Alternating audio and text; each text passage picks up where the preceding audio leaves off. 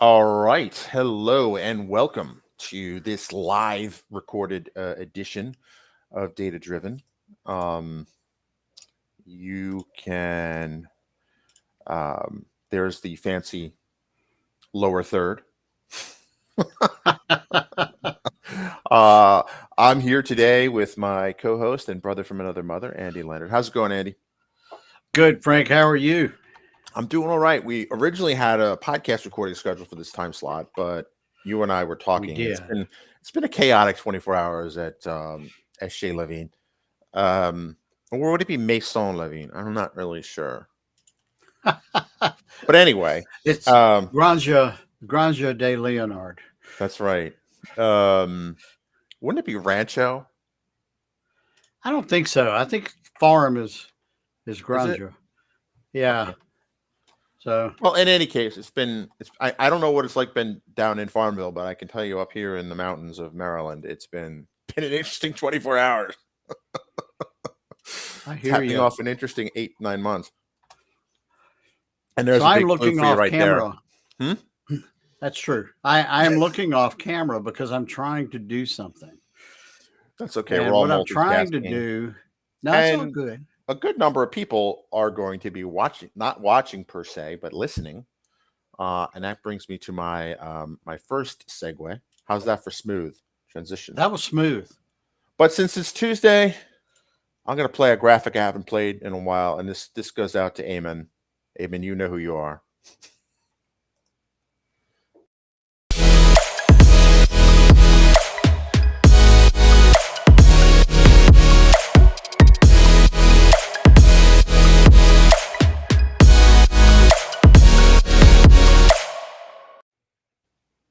All right, so that 10 seconds of dubstep is from a After Effects template that I purchased, I think last Black Friday, Nice. which is good. Which I realized, like, all these Black Friday deals I'm getting from these video production sites, I haven't really fully used the ones I bought last year, so I'm gonna hold on to my wallet for now. I got Although you. I am tempted with the Cyber Week deal on SendFox because you and I were talking about we need to really have a good email list system in place. You True. already have one. You feel like you're ready to Zumba, Thomas. How's it going, Tom?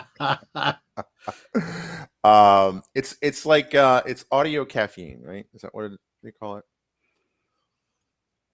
Hope you're doing well, Thomas. So I might edit the dubstep part out to save the ears of our podcast listeners, but if you I don't know. We'll see. I We'll see how like it. much time I have for post production. Um, but back to the segue. It turns out that I had a really good conversation yesterday with somebody from a podcasting company, and Cool. it was a really good conversation. Actually, let's see if I can. Nah, that works. Uh, trying to rearrange the settings here. Let's see. Um, I too am trying something. but ultimately, so I don't want to missay the name of her company, so I will look at my email real quick. Because she was really nice. She was really cool. She was Legendary Podcasts. So shout out to Karen from Legendary Podcasts, and she was telling me, I'll give him a triple shout out. How about this, Andy? Because you and I were talking about this, right? So if you're not familiar with the glamorous world of podcasting, and I say that a bit tongue in cheek, um, is that but um, oh, Thomas, you're prepping for the exam. Cool. If you're not familiar with the glamorous world of podcasting, there's a number of companies that service podcasts from kind of the front end and the back end. The obvious ones are kind of, editing, post production, that sort of thing, recording, all that sort of thing. But there's also less obvious things like arranging guests and doing scheduling guests. Now, listeners of the show will know that we have struggled with Microsoft bookings to the Yeah. degree that it makes me want to break my no profanity rule. And we'll put a pin in that because there's actually something interesting I'd say about that. So suffice to say, we've suffered with Microsoft bookings. If I had to write a this also goes to a joke from the green room, right? Framework, fire truck would all fit a regular expression of F star K, as would some other interesting words. But I'll leave that there, right? And somewhere, Mom, Dad, what's a regular expression? Anyway, no, she was really good because, like, we've struggled with scheduling guests and things like that, and because of various things going on in my personal life, in my family, and yours as well, the production Yep. has been a little bit. I mean, although we are pretty close to pushing the record in terms of the number of shows per season. We're at like 19 or 20 now, right? So, like, Yep. pretty good actually. Now, Impact Quantum has kind of suffered, but we'll get back to that. Christmas Story, oh fudge, yes. But she was really good because she called me. She reached out and said, "I want to talk to you because we're worried that maybe the guests that we're referring to you aren't good." And full disclosure, they've all been excellent guests. It's just because of the snafus around Microsoft bookings, the snafus around personal events. I've been super busy at work. You've been super busy at work. It's just True. All true. we just kind of been just slammed, and which is a good problem in a lot of ways. But when you're slammed, your calendar becomes even more important. And if you can't get the Yes. calendar to read yours, mine, and offer suggestions that actually work. And I think I complained last time we were on a live stream together about bookings because I was saying it was like Charlie Brown and the football with Lucy. Yeah, I Right. remember that. So it's like I can deja now vu all over again. It's like right. it's Stockholm syndrome, Microsoft, me, and Stockholm syndrome. I think that'll be the I name can of now direct my attention towards the monitor with the camera mounted on top. it. There you go. We did something different this time. We are streaming to your accounts, Frank, but we're also streaming to mine. That's right. That's right. Something So Restream welcome, allows us new to do. viewers who have never seen my face before. This is Frank. Hi. That's Frank. Frank's cool. Well, I actually discovered this feature from Red Hat because when you schedule stuff through the Red Hat official system, and you've seen me on the OpenShift TV channel and stuff like that,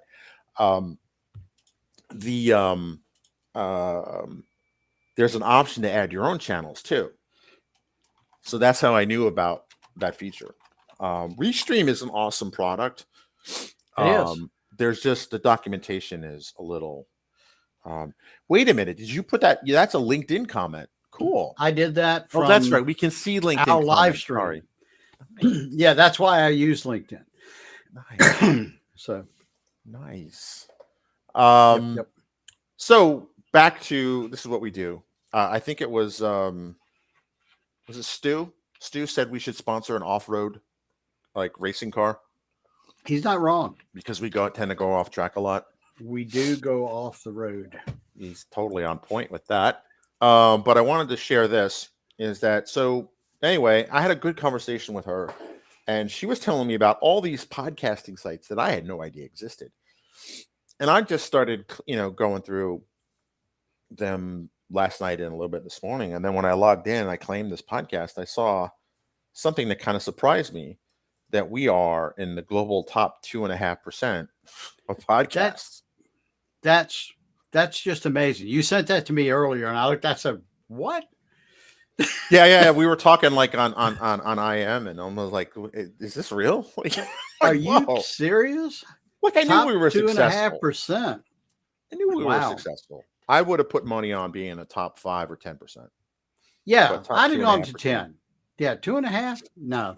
Yeah, 10 would have been my assumption, and the stretch goal would have been 5%. But such is it's a maximum impact Tuesday. That's wild. That is just wild. And what's interesting is you get there's other data in here too, and there's all sorts of things that you can do in terms of I'll get into that, but it looks like you can actually embed the search for your past episodes. So this is something I might add to the website. That's so wild. But up here, you'll see it has the audience of the podcast. So what's fascinating here, because I would not have guessed this based on other statistical feeds that we have through podcast websites, and it's that 67% of our audience is based in the U.S. Totally not surprised by that. However, in other statistical feeds I've seen, our second and third ranked listener countries are either the UK or India.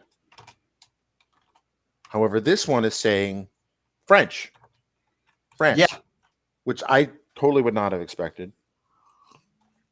On both of the feeds, Germany shows up like in the 4th or 5th place position, so that's not a surprise.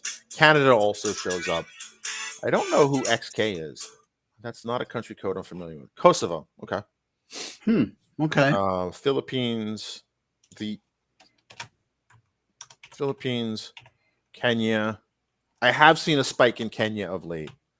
But it's fascinating. And I have noticed that the Emirates tends to be pretty well listened to as well. So wherever you are in this spinning planet of ours, welcome. But big shout out to France today. Yeah. Not what I expected. I also see some interesting comments from Thomas. So he is prepping for the International Association of Privacy Professionals, CIPM, Oh, nice. manager exam on Monday. So good luck, study hard. And are you even allowed to tell us that this exam exists? Just kidding. Yeah, that should be like top secret, I would think. Or very hush hush. Pulling one out of my study hat, how is GDPR impacting the way you go about implementing management solutions? Yeah, GDPR, and full disclosure, when GDPR first came out, I was not a fan just because of the way some of it was worded. However, I think that shockingly, it has been enforced rather judiciously, right? So one of my concerns was, what if there's a small business somewhere in rural, some small business somewhere in the middle of nowhere, right? They don't have serious IT, and they leave the name of somebody on a floppy disk, right? That's how outdated the system is. The way it was written, as I interpreted it, was that they could be sued for $6 million or 10% of their income, whichever is greater, right? So like that was kind of thing. But they've actually, I guess they wrote it because they had bigger fish to fry, and they are frying said fresh fish. At least so far. So far. Yes, so far. Yeah. So, and what's interesting is, and I've seen this a lot in my day job at Red Hat, is that the impact of privacy laws are really spreading beyond the European Union, right? Latin America, as it turns out, as I found out over the last year or so, has some very strict privacy laws too. And they're getting stricter, but they're really big into the data sovereignty laws. Like if you have data on citizen of country X, we don't want that data ever leaving the country, right? Or certain types of data. They kind of gone full Switzerland on that, which I think is an interesting opportunity for people to run workloads outside the cloud, because you may live in a country where AWS, Google, or Microsoft don't have a data center. And yes, Virginia, those countries exist. Yeah. Right. Particularly in Latin America, most of for reasons large and small, real and imagined, most of the data centers from the big cloud providers are I see that link. I want to talk about that. Are in Brazil or Argentina, right? So if you're in Colombia, what do? Well, there's POPs and things like that where it'll tunnel through, but still that presents a certain problem if you want to follow the law, or a law is being drafted now, and it, if better than anyone, this has come up quite a bit too.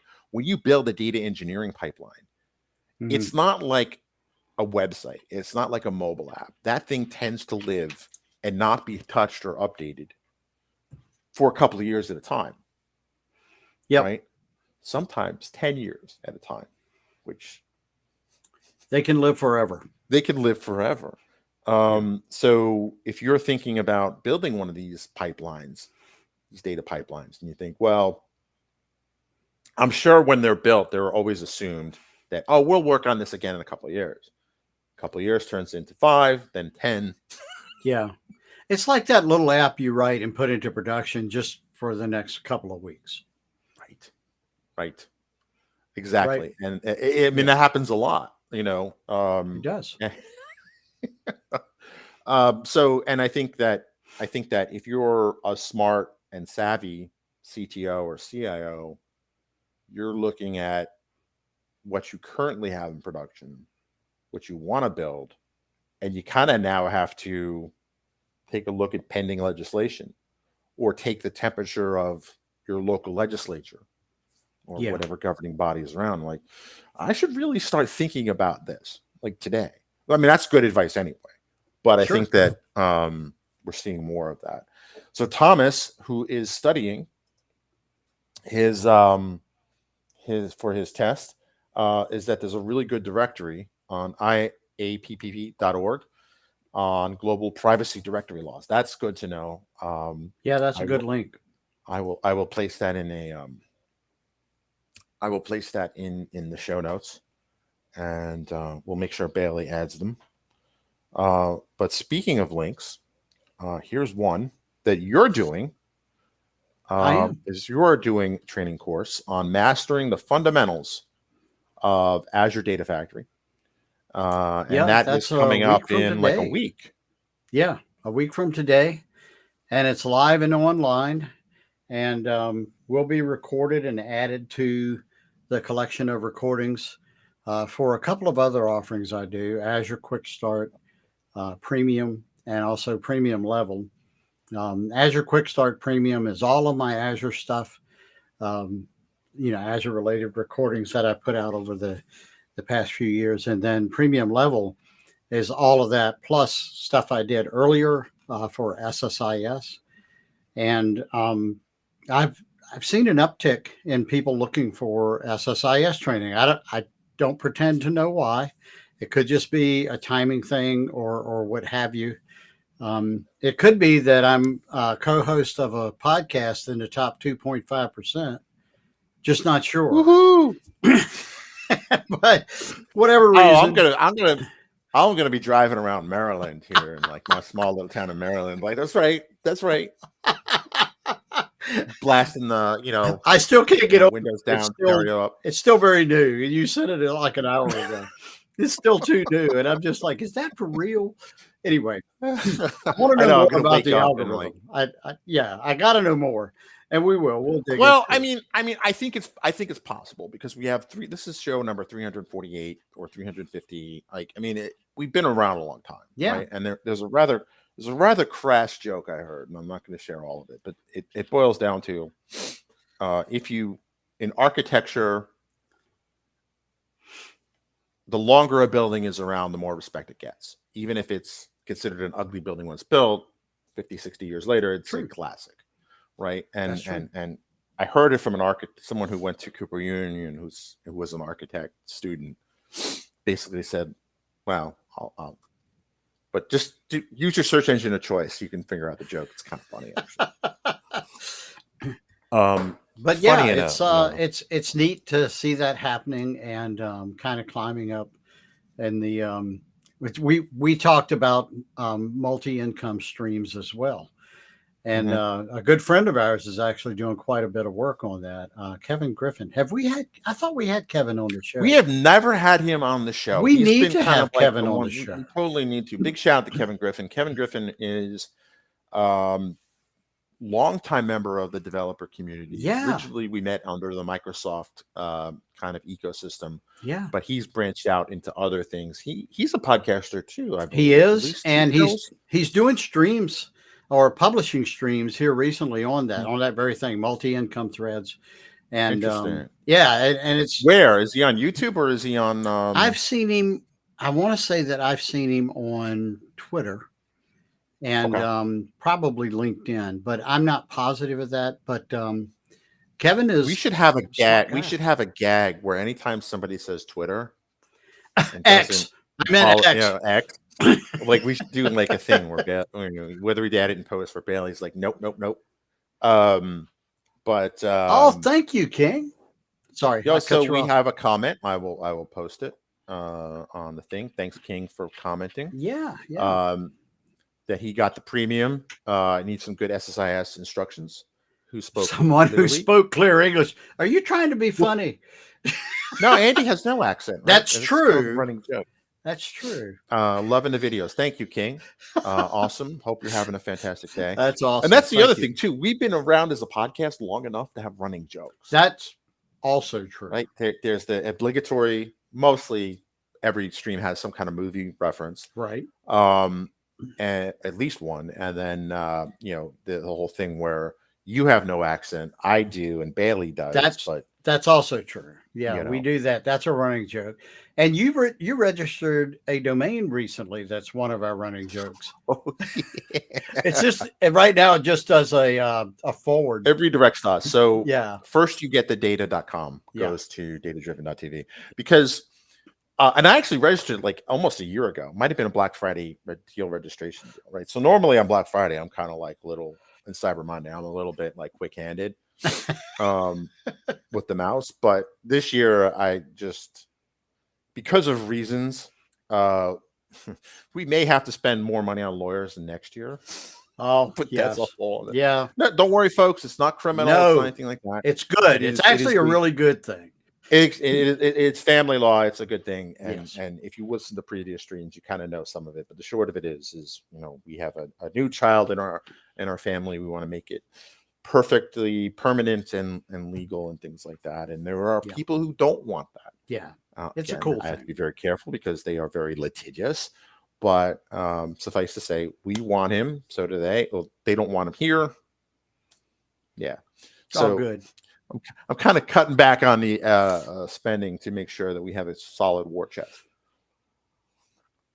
But so a lot of the times when we would have so the whole point of the podcast goes back to when actually was just about 7 years ago, wasn't it? Yeah. Actually, almost to the day. Almost 8. When I asked you. Yeah, I think it was 8 years ago, Frank. It was 8. That's right. Because it was it was late 2016. You had done. Right. We have an origin story too, right? Yeah. Like, go ahead. I had a severe concussion.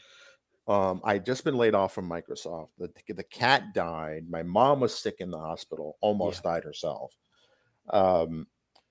And I had a concussion, and I was basically kind of taken offline for a good 6 weeks. And it was Black Friday, actually. Yeah. That I was at. We'd gotten up early to buy a Christmas tree and a few Christmas decorations. And I was trying to think of a name for a podcast because I wanted to do a podcast, right? And the one thing I learned from Frank's World, Frank's World has been around since 1995, right? So that has a pretty solid brand, pretty solid history. Back when the years began with a 1. That's right. Back when the years, same year Toy Story came out, actually. Yep. Same year Netscape went public. And anyone under 30 is saying, what's Netscape? I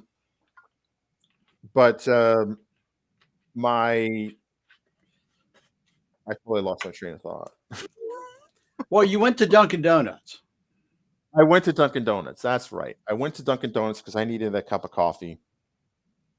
And I was still struggling for a name because I didn't want to call it Frank's World. Frank's World TV is what I have on YouTube. And that, whether it's because of me or whether it's because the algorithm has never blessed me with a lot of traffic, Frank's World TV never took on. That's about 10 years old, and I have about 400 subscribers. So, if you feeling charitable, you can go to franksworld.tv. You can be, you can, if you're watching this here, I appreciate it. But ultimately, it never took off. And one of the things I did, I kind of did like an after action report on it. Was it's Frank's World, right? That does not necessarily have a particular brand. Well, I What it disagree, is. but you Well, know, the website, I think it worked because Wayne's World was a lot more closer to the public consciousness. that's And true. originally, um, it was a take on this, which was, oh, I got to get the thing right. It was originally called Frank's World News. So this is back when fake news was funny and we can have a good laugh at it. Not now when everyone has a hissy fit Oh my gosh, it's or not total true. total existential meltdown. Actually, sometimes But even that's when it is true, they don't, never mind. I need that T-shirt that said, "I need new conspiracy theories." If you search for that, you'll see the rest of the story, and I just don't want to go there. that's like scientists saying like we're running out of conspiracy theories. That's right. But anyway, again, um, so I think it worked at the time. It worked, but on YouTube it didn't work because if you Right. look at the other channels. Long story short, I didn't want to call. I originally was going to call it the Frank's World Podcast, but I also kind of did the math and realized like that didn't work before. It's not going to work this time. So then I was like, I kept thinking of a name for this because it was going to be about AI. It was going to be about data science. And this is back when it was still very much cutting edge, right? Like Mhm. it was, in 2016, 2017, this was not the subject of every conference, the subject of every keynote speech. That's true. Not like now. Not like now. Yeah. And so what's really funny is we were at Dunkin' Donuts, and this is when the door handles had D's on them. Of course, Dunkin' Donuts. There were two D's on them. And as I get my coffee and I left the door open for somebody, and then I saw the door close and I saw it go like this, and the two D's come together. I was like, ooh, Dunkin' Donuts is an alliteration. I should do something that's like an alliteration podcast. But what would it be? What would it be? And again, this is my post-concussion addled mind, and I was just kind of just starting to feel better about it. And I thought, well, I want this pod. I'm thinking, I'm always thinking on a background thread, right? Some people call that ADD. I call it me, but whatever. So I ended up going and saying like, what do I want this podcast to be about? Like, I want it to be about this world we're going into. It's going to be increasingly data driven. And I was like, oh, that's it. And because I had the concussion, my short-term memory was still coming back online. That was the last bit to be repaired. I remember saying to myself, data driven like 100 times, like until I got to a computer and I can check for the domain name. And now I look back, I'm like, I should have just wrote it into the phone, But You had again, a concussion, blame the Frank. For concussion. goodness sakes. I'll blame the concussion. So I don't know how we got on that sidetrack.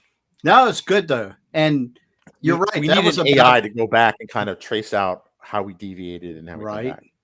At It would eight, probably look like a GitHub fork tree or Git fork tree. Like you told me. but I do remember it was right after Thanksgiving, and Mhm. you reached out and said, "Hey, I want to do a podcast. I want to call it Data Driven." And he said, "You said let's do this together." And at the time, Mhm. you had just jumped the fence. I want to say in the last year or so over to data from being a software developer, primarily a software. You're still a software developer. That's going to come up later. And Oh yeah, yeah. and yeah, Well, because I it was a realized like I good was in time. the AI space. I was in the AI space. Right. But the more I did, and this gets back to first you get the data. Here we go. We're coming back to the main thread. We're checking Mm-hmm. back into the main branch. Is damn it, I lost that train of thought. Well, you said you were into AI more, even back I was then. into AI more, and I realized as I'm going through the my studies and things like that, I'm like, this is nothing without some form of data engineering. And I was like, to have credibility in any serious way, you needed someone who wasn't just AI, you needed someone who was a data engineer too, and you were the first name that come to mind. Well, So it's you a went bit through like all of the old- others, the good people, the good, and then he said, "Oh, wait, there's that guy Andy." It's not quite how it went, but I do appreciate the humble brag. But no, it's funny, right? So, like, if here's a reference, I think 90% are, we'll know by our demographics as I scroll down the page. But, we needed someone who was a little bit country and a little bit rock and roll. There we go. And I'll let you folks decide who is which. But ultimately, we needed somebody who had kind of the broad credibility from a data engineering point of view. Now, as luck or fate or karma or divine intervention has it, I took a job at Microsoft where even though they said they wanted somebody who was well versed in AI, 90% of the time the questions were data engineering related. So I ended up going full steam into like learning the data engineering side of the business. Yeah. And that's why I do both. Oh, Thomas, you win. We gotta send him like a Starbucks gift card or something. We do. He got the reference. It was a Donnie and Marie Osmond, I think was their name. Yep. It was Oswald. Osmond. Oswald was the guy who shot Kennedy. Yeah. Whether or not he did it all by himself, we'll never know. Yep. Great Speaking mystery. Of conspiracy theories. Yeah, so that's how it kind of came to be. And so one of the things we noticed a pattern, which was anytime we talked to someone who was an AI person, they would always use this phrase, well, first we got the data. That's true. Or first we get the data. First you get the data. And behind those 5 words, there's at least 5 months of 5 engineers working 24/7 almost, right? Yeah, I mean, it's it depends, 80% right? of the work most of the time. It's 80% of the work. Yeah. And it's kind of funny how like the AI people will kind of brush that off as well. First we got the data. Dude, there's a whole story behind it. There's a whole like, and I think it shows you kind of like why it's important to have a data engineer on the show, right? And anyone who is a data engineer who did have as a guest, they would talk about the bulk of the project, which is the data engineering. It's not the glamorous part of the work necessarily. It's certainly not the part that, right. Well, and I'm like, I've used this analogy before. Rock stars and roadies. Yes. Right. And we'll look at Taylor Swift, right? Taylor Swift. I'm not a Swiftie, but she seems pretty talented. A lot of people admire her to like the nth degree. Whether or not that's warranted, that's not really for me to say. But, no matter how talented she is, she shouldn't be building her own sets. She shouldn't be doing her own sound checks. She shouldn't be running her own electrical things. Don't look behind the curtain. Excellent. Very true. Thomas. This is true. So even if she could, I would imagine by now she knows her way around a soundboard and a recording studio. I mean, that's just making that assumption, right? Mm-hmm. It'd be cool if we had Taylor Swift on the show. So if anyone of Taylor's people want, but again, she has multiple homes. She's worth, depending on who you believe, she could be a billionaire, right? Like clearly, she's doing okay in life, right?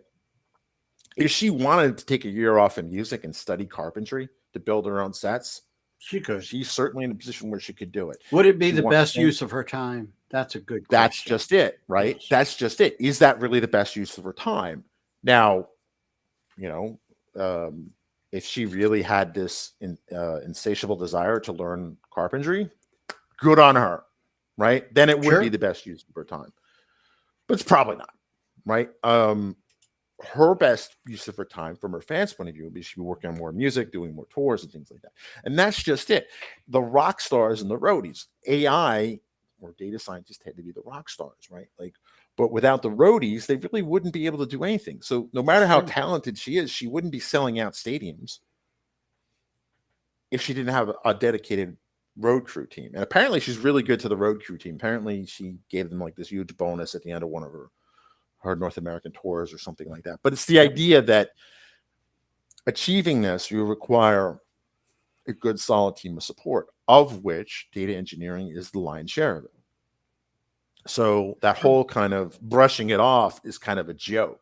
First, you Right. get the data. You know, I don't know. I see that as just a tinge of arrogance. You know what I mean? Yes, That's what we should do, Thomas. Thomas. Now that we're in the top 2.5%, I mean, Now it should be like, hey, you know. I'd say we got a 50-50 shot.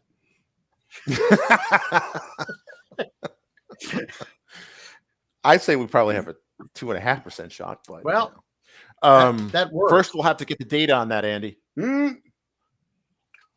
That's funny. So ultimately, like, it's kind of like that. So first you get the data. I registered that, and I think you were on your way to pass. You were either in the air or just landed, and you had gotten this idea of registering it, and you're like, some jerk already owns it. If you message me, and I'm like, because I put privacy on most of the domains I have. So yeah, I did a search. You told me we should get first. You get to data.com. So it's really your fault. It probably is, Yeah. but and here's then the problem. I was like, oh, that's awesome. Because I may have a domain collection. I may be a domain name hoarder. I'm not, you know, but I'm like, as I said that out loud, I was like, I think I actually own it. So I logged into my account and I sent you a screenshot. Yeah.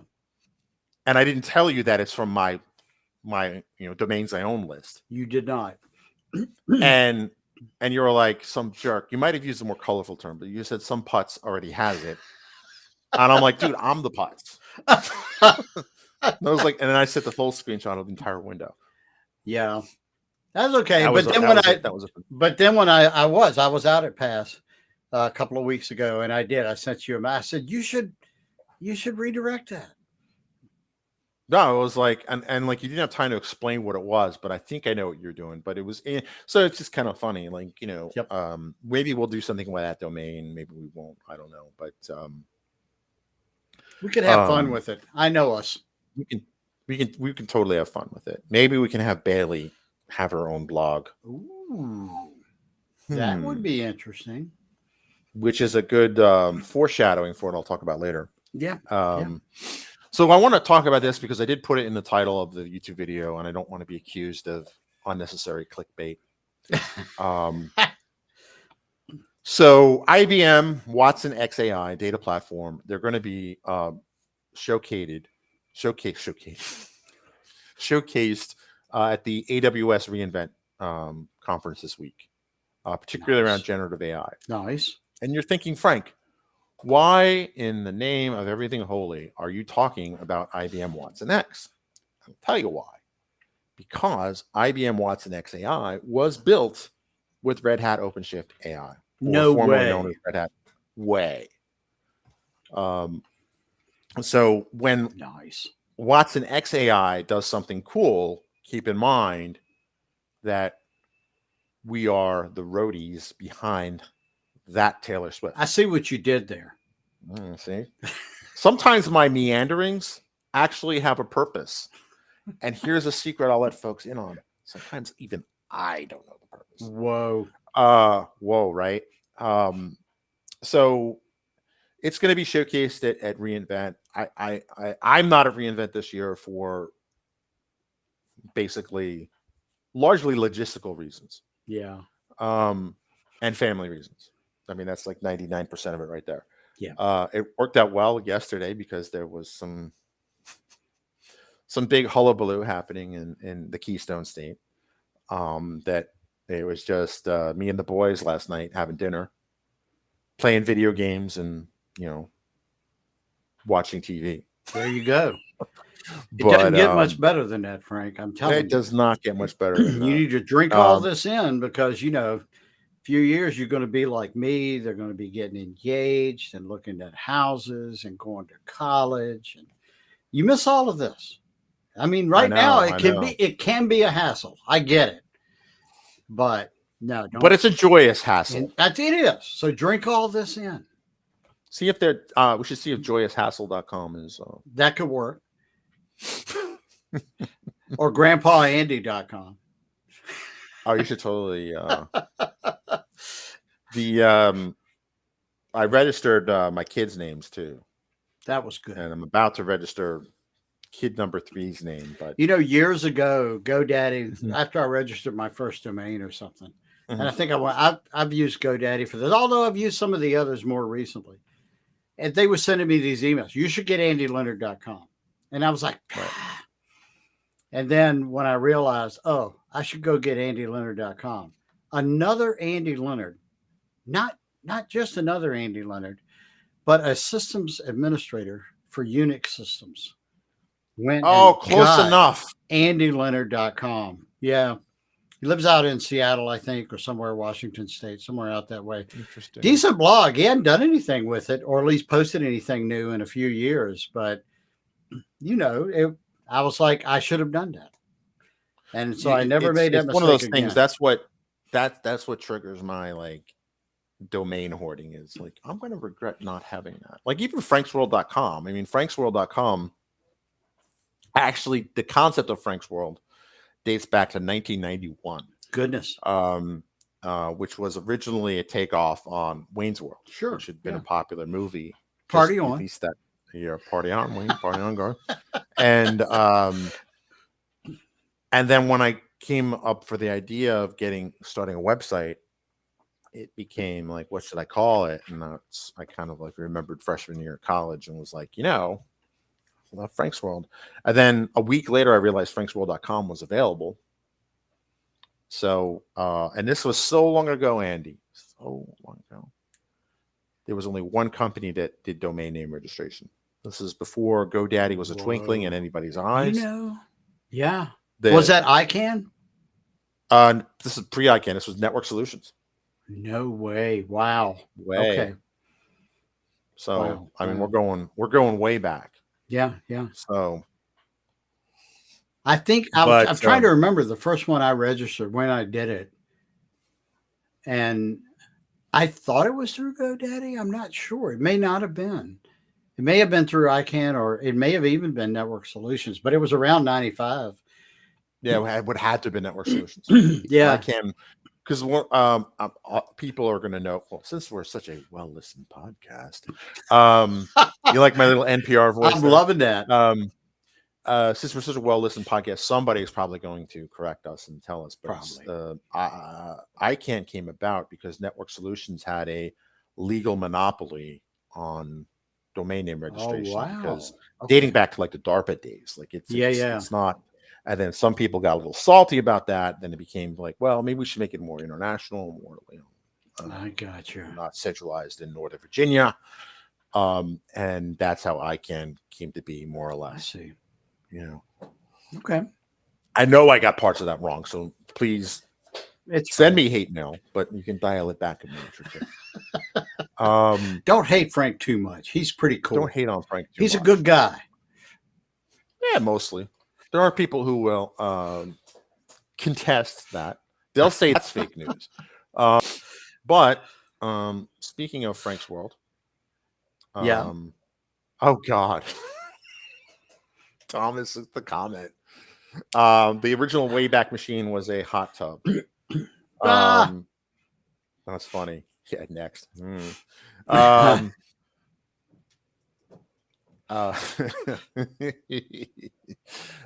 This is a lady I'd love to have on the podcast.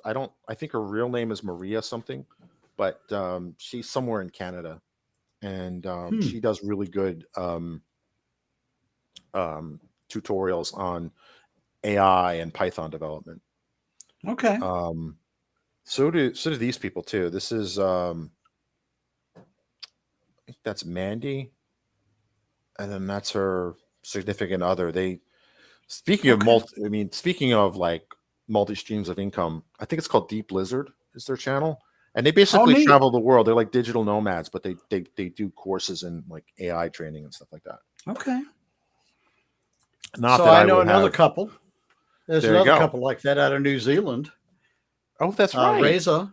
And Reza was Reza on the show, or Layla? I think we had at least Layla has not yet been on the show. Okay. Reza has been. Layla was going to be on the show, but I think she had some kind of health concerns. She does. That was more or less mitigated now, so she's still among the living. Thank God. I hope. But Yeah, she's definitely living, but I don't know if it's all been mitigated at this point. But oh, certainly okay. thoughts and prayers to Layla, Dr. Layla. That's right. He's the doctor too. They're both doctors, right? I don't know if Reza is or not, but she is. I know definitely she is. Well, they're both incredibly smart, whether or not they have the PhD to. And in addition to that, I found them very kind people. They are. They're really Both super of them cool. are very very kind, and yeah, I got to go to New Zealand just as the pandemic was breaking out, February 2020, and I remember that. we almost did not get back. So Reza runs the Definity conference. I don't know if they're still doing that or not, Mhm. but I got to go over and speak at that, and it was an amazing trip. Um, in fact, Stevie Ray is engaged. He went with us, and he's planning. They're planning their honeymoon there in Auckland. Oh, Um, nice, so sometime next year. But nice. Yeah, yeah, I would love to. I would love to go there. I need to get back on the international speaking circuit. February was a good time to go. But like I said, I think we missed. It was days Yes, later normally it's a that good time to go. they That year shut it was everything not. down. Yeah. Yeah, we Well, almost didn't get out. So I thankfully we did. remember being in Seattle as the outbreak in Seattle happened Mm, because I was at the Microsoft had an internal developer, not just developer, but an internal technical conference called yeah. Ready. So they do it twice a year. One's technical, one's more sales. So Hmm. I wanted to attend the technical one because I've been to the sales one like 2 or 3 times, and I almost didn't go because of all the fear about the pandemic. Yeah. And it was that was my last business trip for like 2 or 3 years. Like, it was pretty I wild. mean, it was a weird time too because like a couple of weeks earlier, it was like no big deal. I mean, we were, you know, people were still trying to figure out what was going on, how serious it was, and to some extent that continues today. But Yes. January 2020, it kind of went through this cycle where this could Do you be think bad. Spotify is going to label this podcast episode as, like, as they've done I that? don't know. I should have said anything, but if they do, then they do. Um, You and I are both fans of another show, a popular show, way popular than they're probably in the below 1% popular shows. The Y Files all the on Y YouTube, files. and They they just just started a started a podcast. podcast. Yeah, They were. I mean, I before I let this 2.5% thing on data driven go to my head, I can always look at my YouTube numbers and be severely humbled. yeah, Because same here. I'm barely a scrub on YouTube. Right, I'm working But my way up to being a noob. right. So What's the name of my headset? That is a question from Muhammad. hi, Uh, Muhammad. Thanks for watching. what is the name of your headset? I was actually kind of quietly watching a little bit with envy. Yours or mine? I think yours, because mine. I mean, mine is a no name from like Amazon. This was like $19. Trying to remember. This is a Skull Candy. Skull Candy.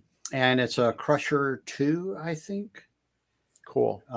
It's the best headset that I've owned so far. It was on sale when I bought it, which is why I bought it. It wasn't cheap, but also, Muhammad, I don't hear very well at all.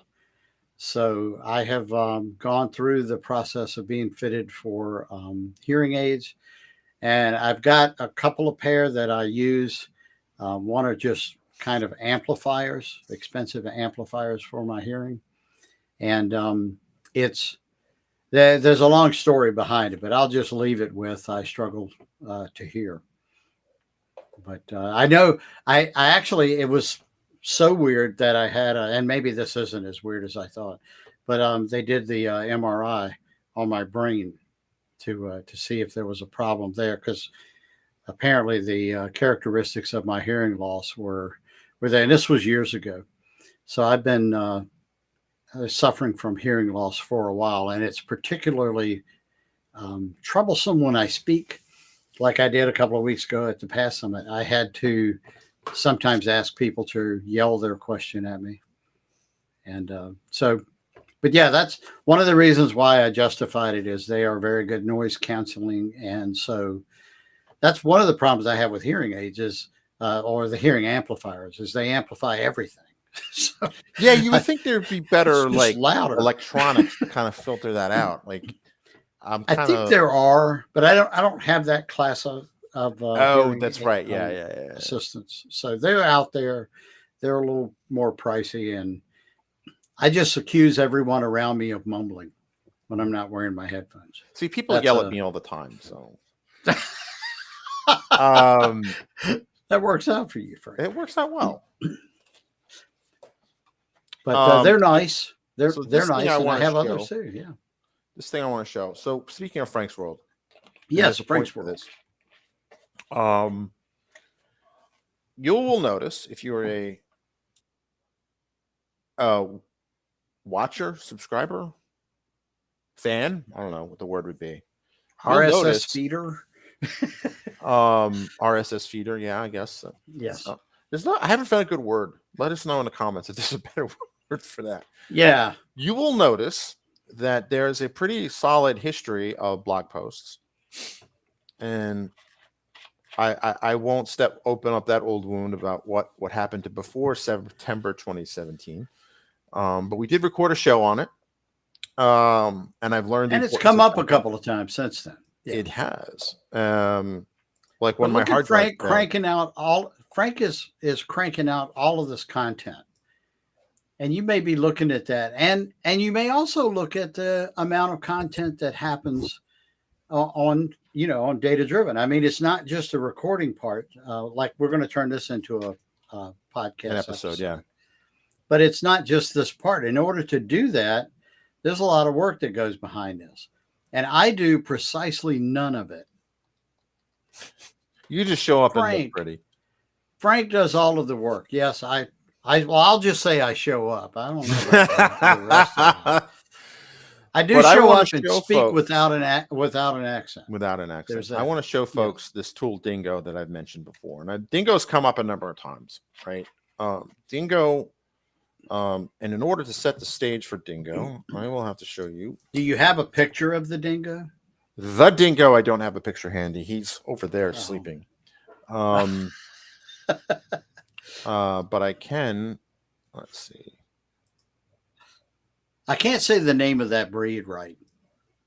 So we think he's actually what they call a Carolina dog. Really? Which is basically a North American dingo, right? It's a semi-feral, semi-domesticated animal that has been around since, there was a land bridge. He's definitely smart and crafty. He is incredibly smart. But we thought he might have been a pharaoh hound, an Egyptian pharaoh hound, or there's another breed dog. And for those of you who don't know, maybe haven't picked up on this, and Frank would never say this about himself, but he and his significant other, they adopt dogs, and they do a lot of work with animals, fostering dogs that have been in unfortunate circumstances prior to that, and I just think that's a really cool thing. Thank you. Well, my name is Francis, so St. Francis being a patron saint of animals. Plus, this I did year not know St. Francis was a patron saint of animals. See, yeah. Every show I learned something. There you go. Plus, this year we graduated to humans. Hence all the legal drama. But that's a story for another podcast once all the paperwork dries. Yes. So I have actually had a blog, and I figured it out that this is data. This is data, and y'all data know, on your blog. Yeah. So these are the number of posts that I've had, and I have had, and for those who are listening and can't see this, I collated a spreadsheet, and I actually did a machine learning exercise on it for MSDN Magazine. Because I did one article, and apparently Some people were a bit salty because I pulled it from a particular source. So I'm like, well, I own this data. I give myself Right. permission to use this data. Exactly. So this is basically, I started the blog in February 2004. Wow, And Frank, coming I up have, on a big anniversary. that's right. That's right. I just thought about that. Um, Thank you for telling me. That's a good point. I didn't realize. I'm much I better can with math. the wedding anniversaries and stuff like that. But if you Yeah. look, Yes. I'm sorry, cut you off. More You look, important. I have had at least one blog post per month going back almost 20 years now. And so we have a question come in, right? So some months it's been 20. This is obviously not an ideal way to view the data, but I want you to take away that I capture 4 metrics here, right? One is the month and year. Okay, so 5 metrics. Month and year, the number of posts, the days of the month for that year. And I did a cool formula here in Excel. So I didn't, for those wondering at home, I didn't go back and do it. I did a formula fill. Nice. And I divide the days and month by posts, right? So I get what I call post per day, or the average post per day. Some have been higher than others. This is obviously not a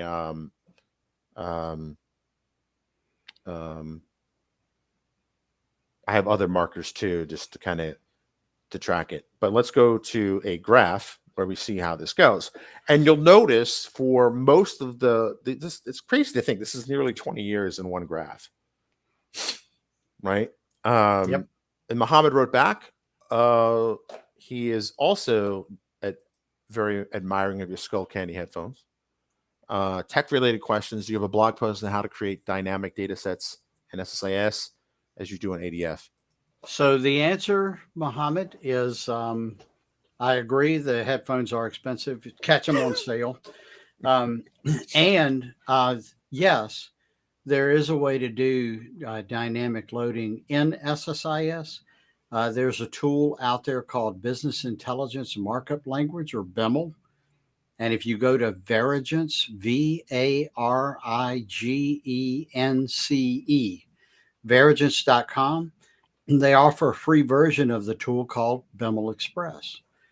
And I did some videos on this earlier, years ago, when I was doing more work with both SSIS and then with BEML. And it's not exactly as you do in ADF. It's not dynamic in the same way, but you get the same results. You can load you could stage a data warehouse in an hour if you want. So ADF is super cool. Don't get me wrong. That's what I'm doing mostly these days. But there are a number of enterprises out there still using SSIS for data engineering. Cool. Mm-hmm. I love this like live interaction. It's really cool. Sure, me too. I wonder what the podcast listeners think of it though. So if you don't like this format, or we should edit this part out, or we answer questions live. Yeah, that's fine. I'm just curious. Like, I just want to collect information because we are in the top so. 2.5%. Right. Maybe this is the key to getting us to 2.4. Woo! 2.49, baby. I'm just saying. So in this graph, there's 20 years of data, and you'll notice that with this exception here, we have another follow-up question. Okay, there's got to be a good story behind this. Maybe you can explain it. Because, oh dear, no BIML, tear smiley face. Do you think it'd be worth to look into BIML at this era? I don't know. I guess it would. The classic consulting answer applies. It depends. You know what we need? I need to take one of those fancy After Effects templates and dubstep music and say, anytime we say it depends, just play like a it depends. That could work. That would totally work. I've got an Elgato over here, one of the smaller ones. Oh, the Stream Decks? Yeah. Yeah, I think I've got like the medium size. They are. Do you have one, Frank? I do. I have. Maybe you could program one to do this effect, because you are the wizard. There you go. So, Frank is a um, wizard of production and all things like that. So I think that's one of the things I learned yesterday talking to the Karen at Legendary podcast was there's a lot of the podcasting craft that I've done right, right. And yeah, I think all jokes aside, like if we want to go above the top 2.5%, like there's sure, things that we have to do to learn to take us to the yeah. next level. So that might be one of those things, right? Like, So I mean, to be fair, I forget how many downloads we're at, but I remember thinking we'd get about if we had 1,000 downloads, man, that would be so awesome. all right, And we're pretty transparent, so let's show what our actual yeah, numbers are. we're above that. So 265K. 265. Yeah. Yeah. And look at that 2.5% number. That's like 97% higher than I thought we'd ever reach. Uh, I just thought my mom would listen and maybe yeah, like right. 3 people. That was what I was counting on my mom. Um, But and you yeah, and your mom were counted amongst those 3 other people. So anything above that, and that's the thing. Like again, sidetrack, right? But like, sure.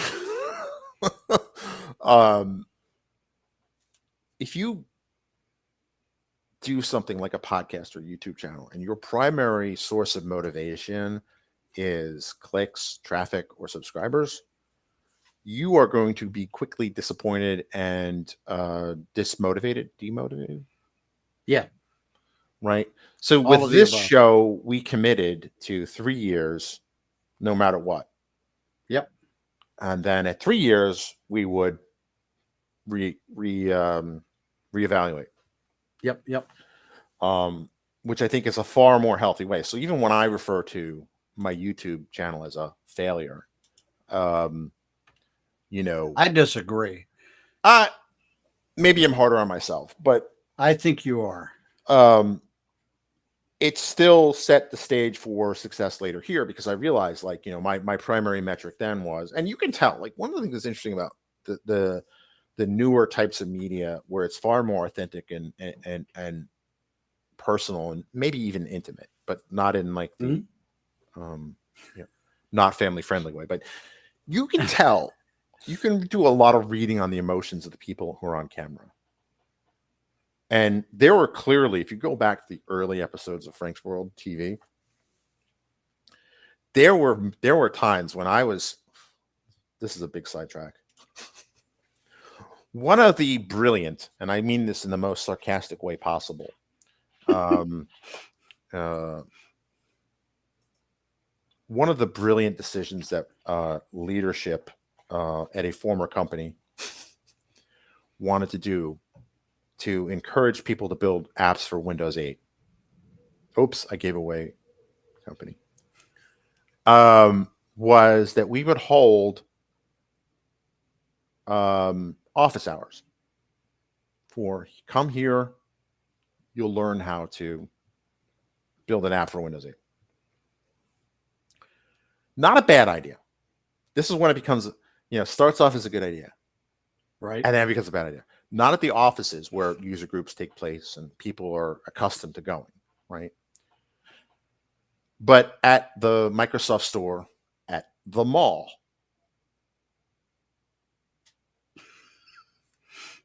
Right? And I see the Mm. laugh, right? Well, you've heard me kvetch about this for many, Sure. many Sure. decades, but um, um, I mean, and it was kind of like nobody would show up. I would have these office hours and nobody would show up, right? Now, part of that was the marketing air support never materialized in any real way. But Yeah. two, and that's a whole other conversation for another day. That one I may have to break the profanity rule.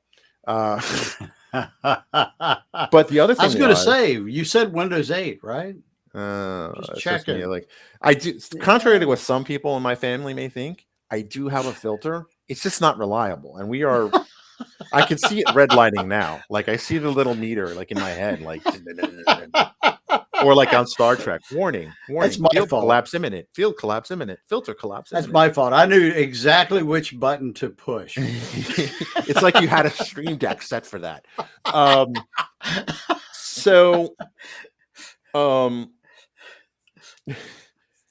rather Sorry, than Frank. so at the mall, and like we would have these team calls where explain like why you had such abysmal performance, and I wasn't the only one, right? Like, and at the time, the Northern Virginia, DC area had a good friend of ours, Andrew, a mutual friend of ours, Andrew Duffy, was also another one, and he took one mall, I took the other mall, right?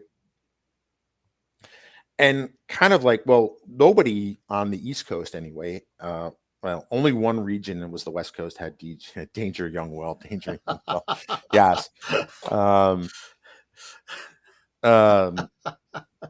Yeah. Exactly. So nobody showed up at these things except for malls in Silicon Valley and Seattle, right? Yeah. And it was a failure anywhere outside of those two zip codes. And yes, I do realize that Silicon Valley is more than one zip code. Cut me some slack. But anyway, outside of those two areas, nationwide, it was an abysmal failure as a project plan. Because, and then people were like saying, well, why do we have success here and nowhere else? I'm like, because most normal people do not associate a technology meetup with the mall. Right. Hate to break it to you. I don't think, oh, my tooth hurts, I'm going to go to Home Depot because there's a dentist in the back of the store. Like, it doesn't work that way. Right. My sarcasm was not well appreciated, but that's a story for another day. But ultimately, how did I get on this topic? Oh, I don't know. Because some of these shows I recorded while I was at the mall, where I basically sat around. Oh, I got you. That's how this started. And because I had this thing, I always wanted to push a video out on certain dates, and unfortunately, I had a once a week schedule. Sometimes if I didn't do it in time before going to the mall, because I had to drive to the mall, traffic and all,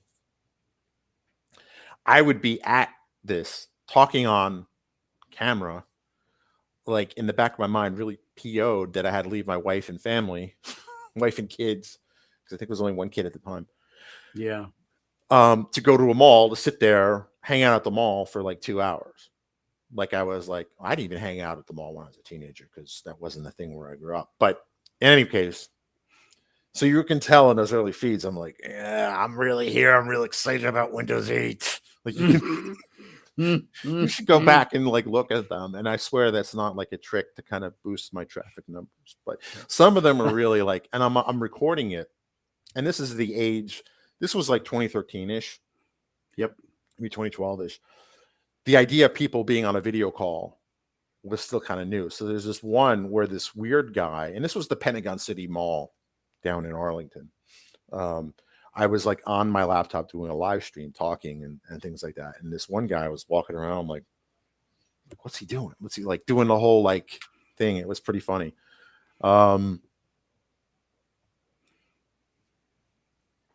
Dentistry family. I don't get this dentist joke, but thank you, Thomas. Hope you have a good one.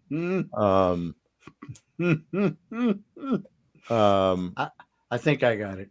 Oh, happy okay. holidays to you too, Thomas. Happy holidays. Thanks for joining. So you can tell, like, I really wasn't into it. So I think that was also the other element of favor. The branding was wrong, and the subject matter, Windows 8, was clearly wrong. And 3, kind of, you can tell, like, there were things where you ever watched the first Airplane movie where they show like Soviet news and the guy's reading, and then they pan back and there's a guy with like a machine gun like to his head, like making sure he says the right thing. That's what I felt like back then. Plus, also, you would not believe the amount of attitude I got because YouTube was a Google property and I was supposed to use the Microsoft YouTube alternative, which for 6 months in 2012, there was something called, I think, Soapbox. But it went the way of Zune, Cortana, Windows Phone, and Microsoft. Other useless technologies. Other obsolete technology. Who can make money off that crap? I'm serious. Oh, man. Anyway. I see the red line. It's blinking. Danger, danger, danger. But the long and short of it is that I learned from that. And clearly, you know, I can keep something going for 20 years. Yep. Let me see if I can move. Nope, it won't let me move where we are. But let me do That's this. weird. Hey, that worked. All right, this works. This is good enough. You should move. You should switch this though, because you're going to be the main one talking about this. How do I do that? What I really want is I want the Excel spreadsheet to be. Here we go. There we go. I think I got it. Oh, awesome. Yep. All right. So That's for a those heck of listening, a spike right there around the column P. yes. So, and it's funny because this tells a story, right? And this may be, I might make this a thing, right? Data can tell a story, right? Like Yep. the peaks and the troughs tell a story. And right here, you'll notice that even from the get-go, I was pretty a solid blogger, like 14 posts for the first month, almost 50, 44 for the second, right? So it's pretty consistent.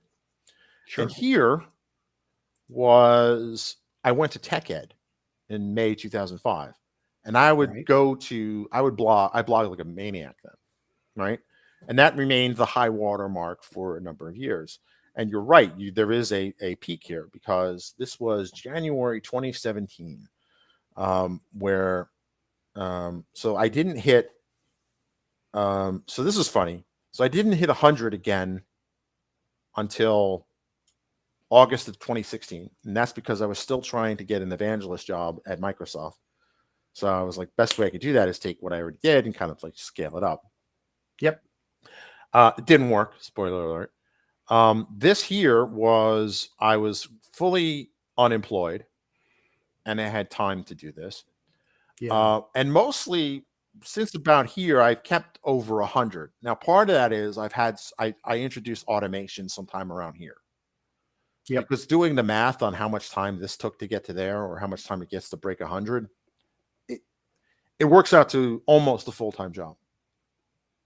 And that gets me into Dingo.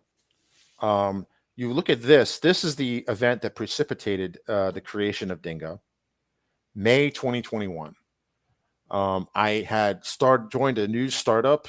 Well, the start company had been around a while, but let's just say this is when the fairy tale, the dreams, the caviar dream, those are the champagne wishes and caviar dreams of startup Wonderland came crashing down.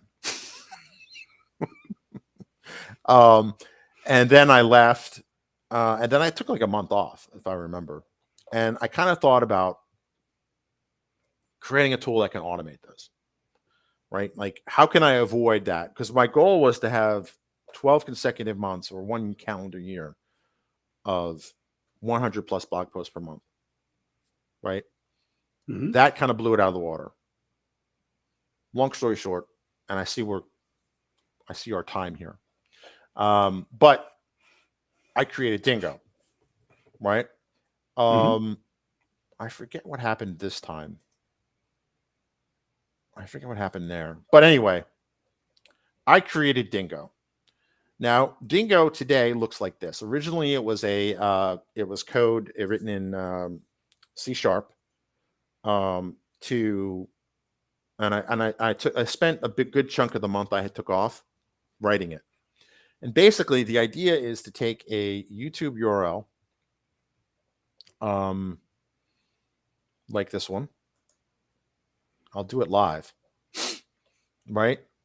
And rather than go through and copy and paste and do all that stuff, right? I could just do this. Okay, of course it's not going to work. Oh, it worked. The UX does need some work, I admit. I'm going to log into the back end of Frank's World, off screen, off camera, for reasons. And I can show you that, here we go. Immediately, this was created. This blog post was created. I have metadata that was there. It says this video is from Frank's World TV. If I had tags and stuff associated with it, it would have pulled that in too. It pulled in the thumbnail, all that stuff, all pulled in automatically, just like that. And then in order to make it a full post, I'll do this. I'll say data-driven live stream, and I'll tag you. Helps if I spell your name right. Data-driven live stream. Boom. Publish.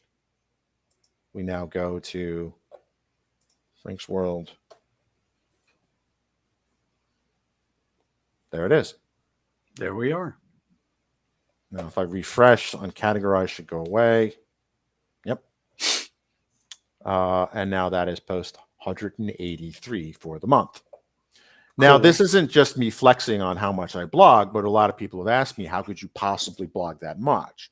Now, there's two secrets to that. Dingo is one of them. Two is I'm actually not creating all these videos, right? Obviously, most folks know that that's not a picture of me. Right. I think any reasonable person would not make that assumption. Sorry, Maria. But I also kind of say, I do this as I say, Python simplified, name of your channel, go subscribe. It's awesome. Creates a beautiful machine learning GUI application, right? And I kind of, quote, I always credit whose video it is. I never claim it's mine. I have never done that. And if I ever done it, it would have been completely by accident, right? In fact, if you look at the UX, did I close that window? Dingo automatically appends this. This video is from, right? So in this case, it's me. So I can get rid of that. I'm not going to get mad at myself. Right. Well, I do get mad at myself, but not for this. But still, it's a nice format, and and you automated a ton. Right. I can get I a blog remember post you were out. building this. You saw that in real time. Like it was like I copy did. paste, boom, do, boom. Yeah. Some It was posts less than 5 minutes. Less than 5 minutes. But I could theoretically do it in less time than that. Now, in order to get these numbers, that we see here, I have to reduce the cost, right? The cost and time of producing a blog post. The only way to do that is to automate and then source the content from somewhere else. Now, I've been doing this for a while, and I've proven that, I think the maximum now is 227 blog posts in a month. I think I figured it out. I dare say I think I figured it out. But I source a lot of this content from YouTube, which is kind of problematic because I don't like what YouTube is doing with ad blockers. This video is from Fireship, very funny YouTuber. Again, I've credited the source because I don't want to be like a certain AI influencer who has since fallen out of favor because he didn't quote the source, right? I'm very conscious of that. So what's interesting is that over the years, I've been doing this now. Dingo's been around since at least 2021. I've been doing kind of like this semi-automated process of Dingo was the bridge where it was almost entirely automated, like you see today. I had other tools that basically produce stuff. I even had Power Apps Automate, like the desktop one. I would point it to a URL and it would basically click and click and click on my desktop, like to do that. A little bit of RPA approach. The reason why I killed that was because it was impractical and it also took a certain amount of time. So, true story. Anyway, one time, and only one time out of, I don't know how many thousands of blog posts I have now. Something like 6,000, 7,000 times. One person complained, sent me a nasty gram in email. You stole my video. You stole my video. Right? I'm like, I didn't steal nothing, man. You have it on YouTube. And you get the same ad revenue if you watch from Frank's World as if somebody watched from youtube.com. Like if anything, I'm helping you. Right. This individual was beyond reason. And I said, fine, I'll delete it. Right? So I deleted it. But that also brought up a point where I became far more always obvious that this is not my video. And it's interesting because I've had this back and forth, and we've spoken about this, although not on the podcast or a live stream.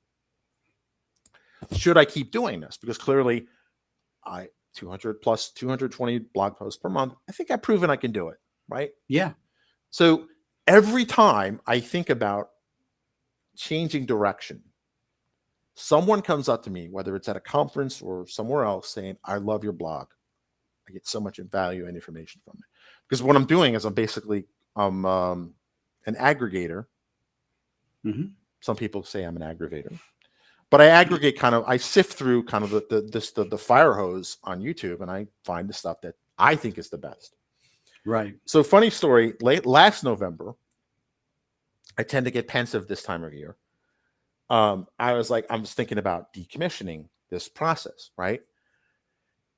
And lo and behold, I speak at reInvent last year, right? I'm not flexing. There's a point to this. Somebody comes up to me that knew me from way back in the day even before I worked in Microsoft. He goes, oh my God, I love your blog. I love how much content you produce. It's always quality. I kind of was like, well, I Nice. aggregate stuff from YouTube and things like that. Cause I didn't want to claim like whatever. He goes, no, I love it. Keep doing it. And I was like, okay.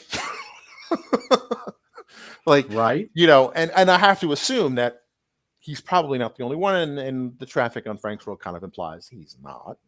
So that it gets me to always wonder, like, should I discontinue this? Right. Once I hit December and I hit 100 posts for December, which is the plan, I am thinking about changing what I do, not because of value. I think there's things I should be doing, getting back to the podcasting crafting, the craft of podcasting, that we should be doing. Other projects that have not been made public, and things that have been made public, that I think would add more value over the long term than doing this. What has really kind of pushed me over the edge is all this drama and insanity that has come out of the ad blocking war that Google has undertaken. And again, I recommend this video is a pretty good.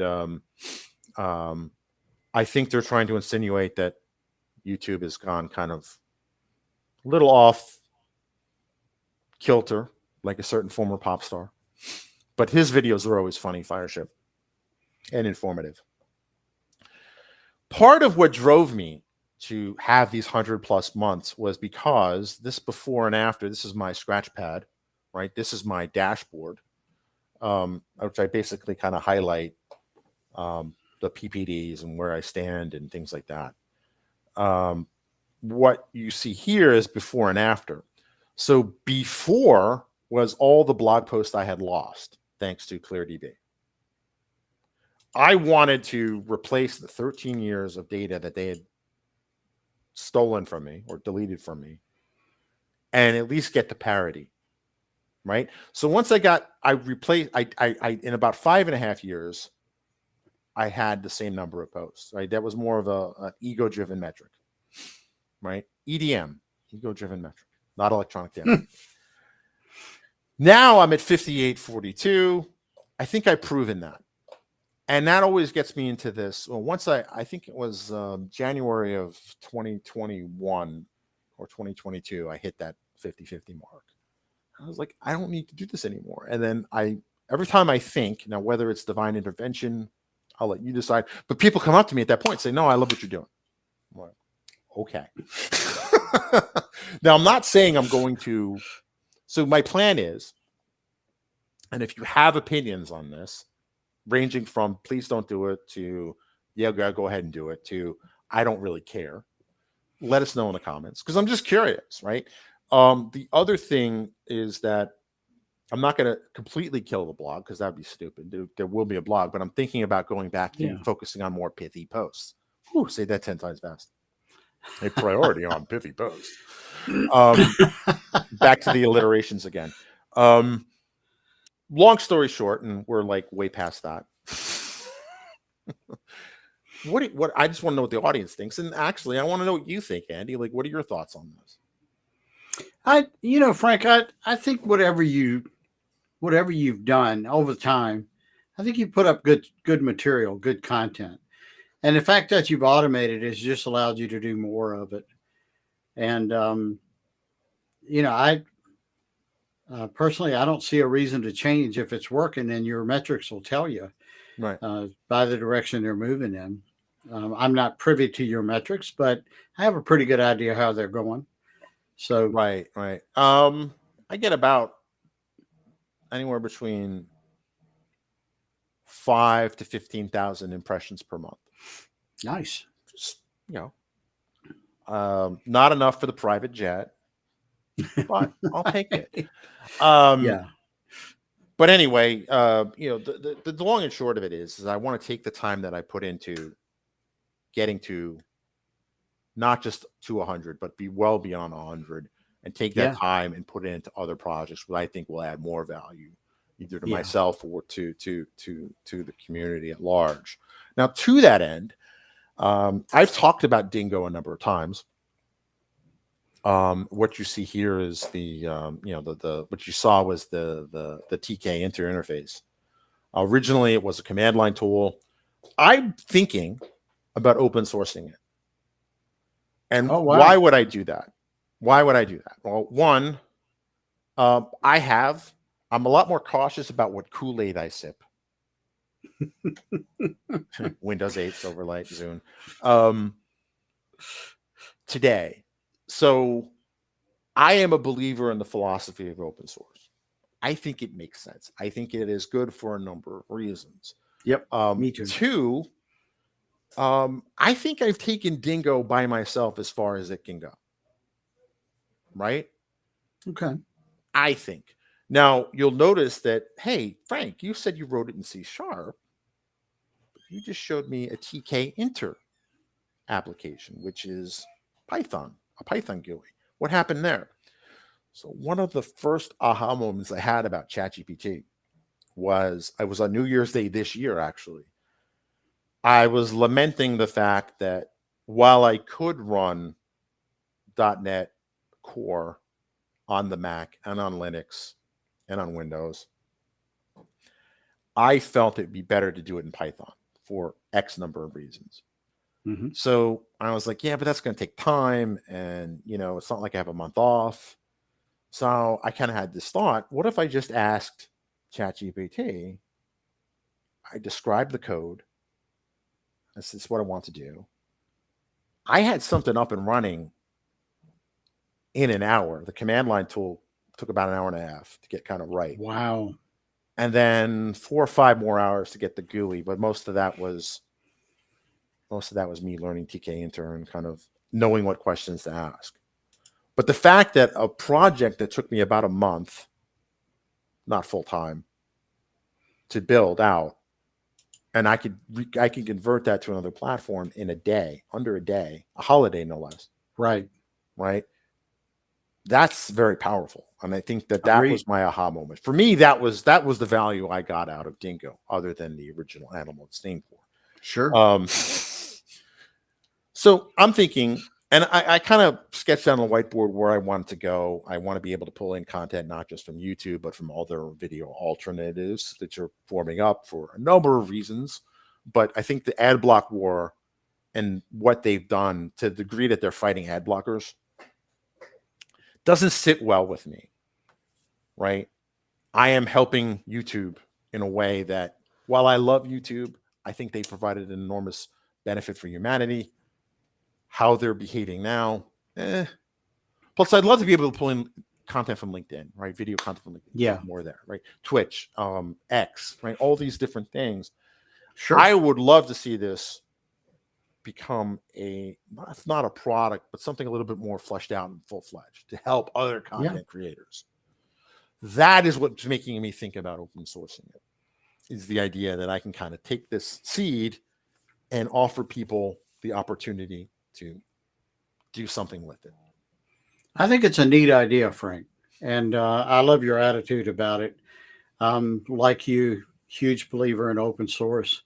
And the more I've been playing with other platforms, the more, that's become obvious. Of course, the AI and stuff like that, right? Related, a lot of that is either open source or being driven by open source. Right.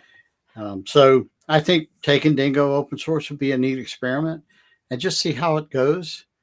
I'm excited to see what comes of it. Yeah, and I'd like to know from the community what I'm thinking of doing, because I did some bad developer no-nos. I did have hard Mm, coded passwords and stuff in the first check-in. I'm going to kill sure. that. I think what I'm going to do is I'm going to take the C# version and the Python version and create a new repo with both of them in it, so people can kind of pick and Nice. choose. Yeah. What I really want to do, and this is something that I want to make it a website, because when my just it's a lot more flexible, right? Sure. And yeah, that's kind of my vision for it. Will it take off? I don't know, but it'd be a good experiment and experience of, like, this is how you take something that is proprietary and personal ish, and Hmm. then give it to the world and see what happens. Yeah. I think that would be value. But if anyone has an opinion on that, let me know. I'll be curious to know what you think. I mean, basically, it's a bridge between YouTube and WordPress. Um, because WordPress is not the content management system we deserve. It's the content management system we need. Again, with the movie quote, right? It's not Mm-hmm. perfect. WordPress. I know I'm going to get a lot of hate mail on this. WordPress is kind of annoying sometimes, but the ecosystem it has built up in the community over the years is second to none. Like, I That's mean, true. it's just would be impossible to replace the community, like, for that. Like, and Yeah. and the API is actually pretty solid. I'm able to do a lot of things. There's some things I want, Nice. so that's kind of where I'm thinking about that. But let me know in the comments and things like that below, or just write us. Let us know what you think, or, like, you just don't care. That's a totally valid thing too, right? Sure. Um, because not everyone wants to be a content creator, or even this. You're not really a content creator. You're kind of like a content aggregator, repackager. But again, that still adds value to the people upstream, you know. And only one Definitely. person over the course of the last 4 or 5 years has called me out on it. So, Yeah. but you can't please them all, right? Nope.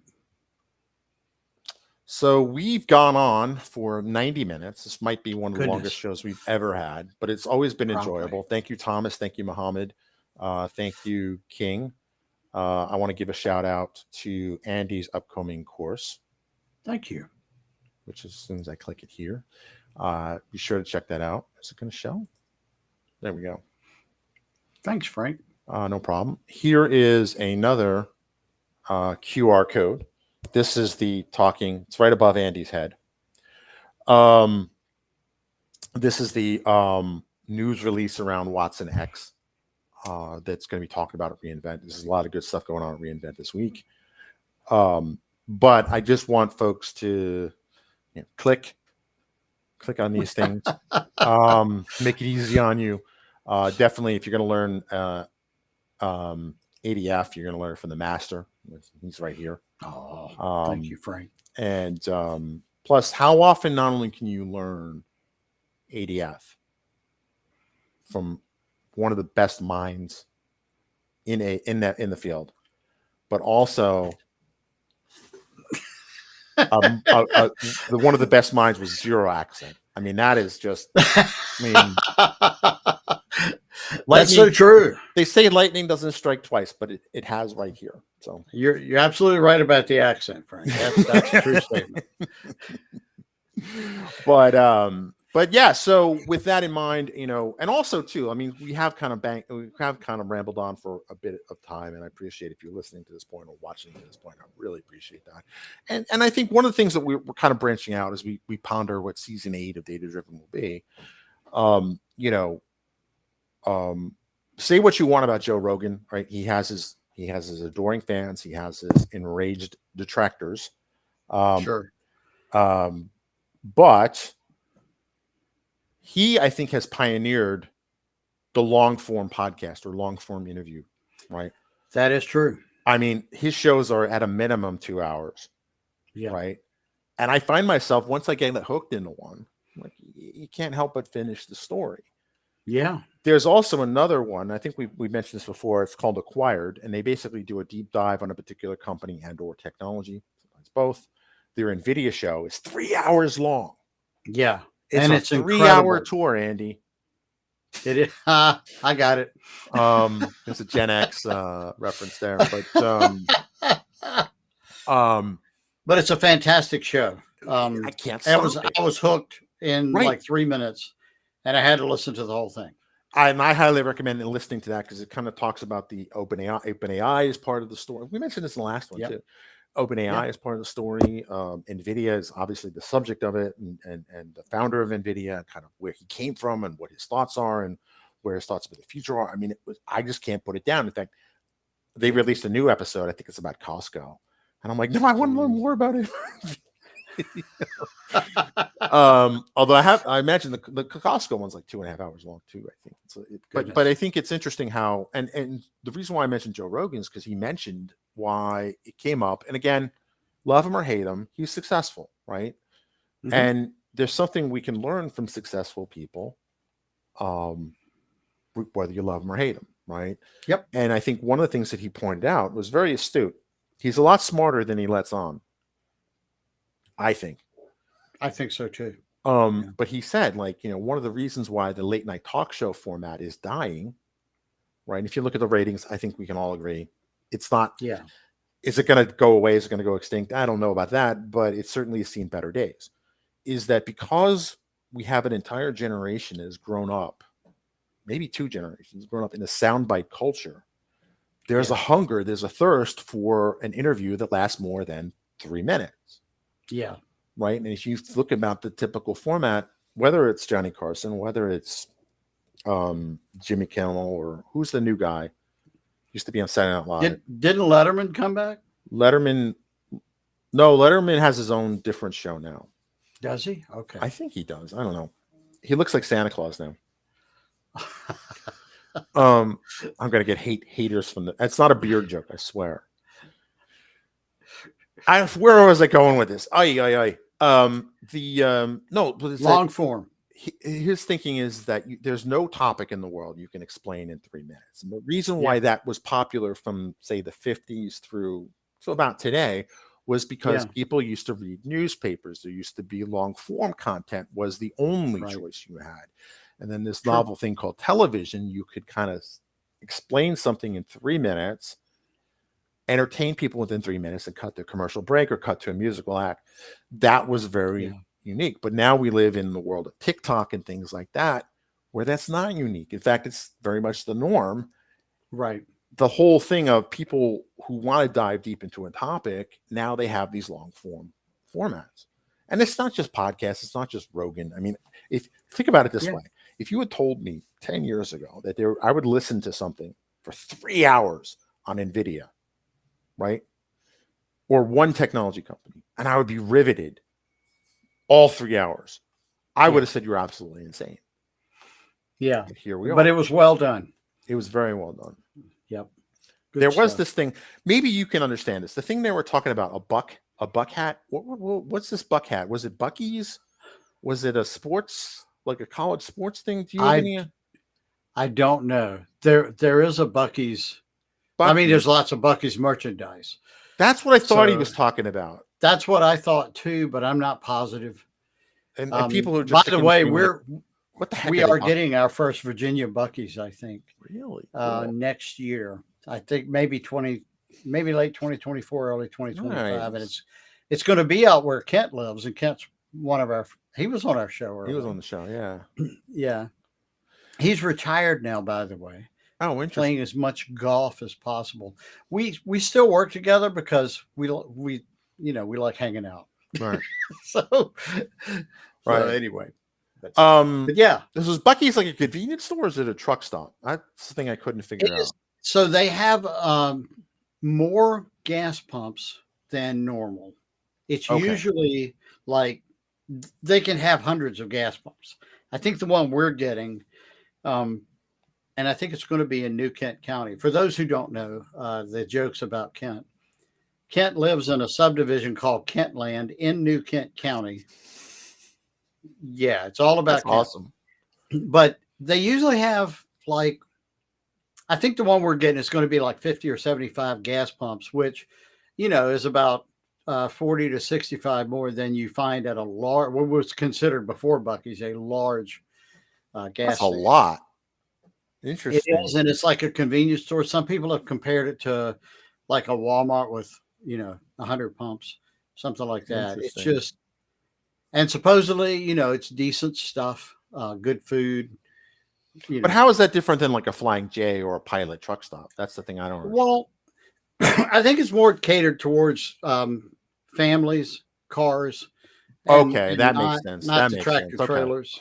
But I Yeah. know it has like this cult following, a lot Excuse me. following. Like I remember when we drove to when we drove to vacation in Hilton Head and when I drove to Yeah. Raleigh for work, there was a sign. It was like, "Oh, cheer up." There's something I'm going to paraphrase, but it said, "Cheer up, only Yeah. 183 miles to Bucky's." I'm Right. like, Right. what? Like, is it really that much of a thing? Apparently, it is. So for people who don't drive on the East Coast or haven't for decades, Right.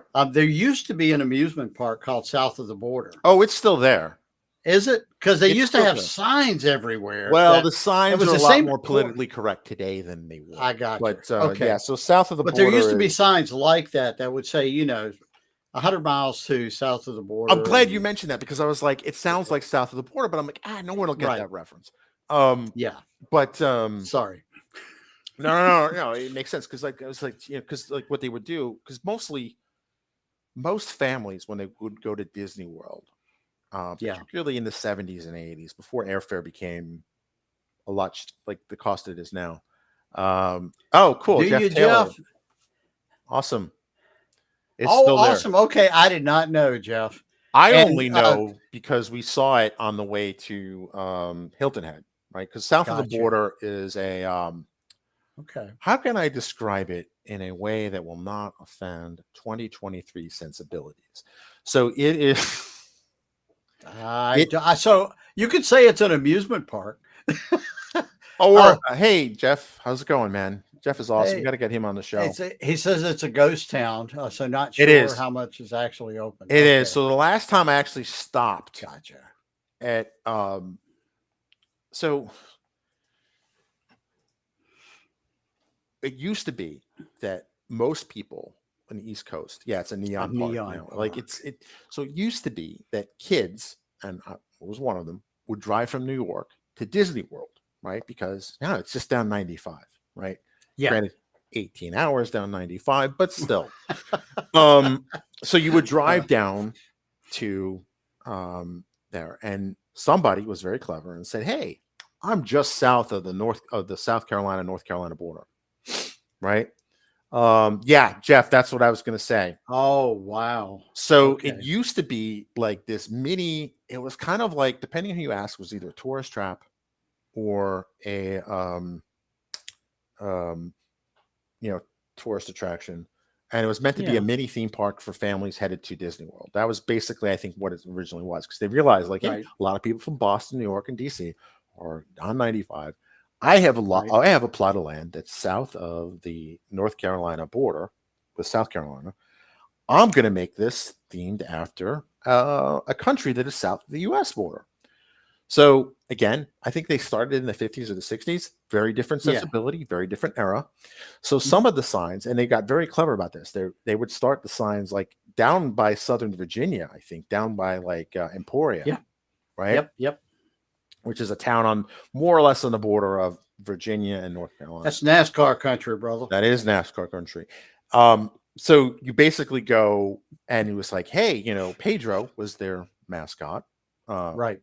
The Spanish name version of the name Peter. And Mr. Pedro would have various attributes that some would say were very stereotypical and some would say would be very offensive. I'll leave that to you. I'm sure there's YouTube channels and vlogs and blogs about this place. But basically, it was kind of meant to. They used to, at their heyday, they used to have rides. They had like a Ferris wheel. They had a tower that was shaped like a giant sombrero. Kind of get the idea. So some of the ads would be like, "Hey, my favorite one is kids. Don't stop screaming until they let you go. Get off the exit at South Before." It was very cute. Right? Like they had some cute aspects to it. But you're right. Like I last stopped there when I was driving to speak at Charleston, South Carolina, Code Camp, Code Camp. Yeah. And we stopped there and I'm like, oh, I want to see it. Like, I was, it'd been like 15, 20 years I've been. I was like, I want to see it. And my then girlfriend was not a big fan of car trips. I'll put it out there. I don't like I have to worry about offending her at this point, right? But we needed gas anyway. So I was like, well, we got to get gas, so we'll stop. And it was just a shell of its former self. And this is like 2005. I can only imagine. Oh yeah, he's right. Jeff is correct. Wow. Like there used to be, yeah, he's right. Like 30 of them, and each one would say you're only 60 miles away. Like, so when I saw the Buc-ee's thing saying like cheer up kids or something like that, you're only 180 miles away. I was like, what is this Buc-ee's? And like I saw like this Facebook meme about Buc-ee's, and I'm like, is it a convenience store? Is it a truck stop? Is it like a neon park? Like, what is this thing? What is this sorcery? Like that was kind of. I think it's all of the above, really.